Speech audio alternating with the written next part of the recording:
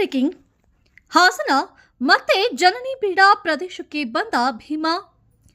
ದೇವಸ್ಥಾನದ ಮುಂದೆ ಹಾದು ಹೋದ ಭೀಮಾ. ಹಾಸನ ಜಿಲ್ಲೆ ಸಕಲೇಶಪುರ ತಾಲೂಕಿನ ಕೆಸಗುಳಿ ಗ್ರಾಮದಲ್ಲಿ ಘಟನೆ. ಕಳೆದ ಹಲವು ದಿನಗಳಿಂದ ಗ್ರಾಮ ರಸ್ತೆಗಳಲ್ಲಿ ಕಾಣಿಸಿಕೊಳ್ಳುತ್ತಿರುವ ಭೀಮಾ. ದೈತ್ಯಾಕಾರದ ಕಾಡನೆ ಬಂದರೂ ಕೂಡ ಹೆದರದ ಜನರು. ಕಾಡನೆಯ ವಿಡಿಯೋ ಮಾಡುತ್ತಾ ನಿಲ್ಲುತ್ತಿರುವ ಗ್ರಾಮಸ್ಥರು. ಜನರಿದ್ದರೂ ಕೂಡ ಹೆದರದೆ ತನ್ನ ಪಾಡಿಗೆ ನಡೆದುಕೊಂಡು ಹೋಗುತ್ತಿರುವ ಭೀಮನ ಚಲನವಲನ ಗಮನಿಸಿ ಐರಾಣಾದ ಅರಣ್ಯ ಇಲಾಖೆ ಎಟಿಎಫ್ ಸಿಬ್ಬಂದಿ.